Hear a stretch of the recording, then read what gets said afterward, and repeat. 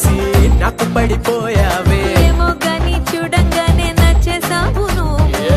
కత్తిలాంటి అందగాళ్ళు సన్నుకొక్కడు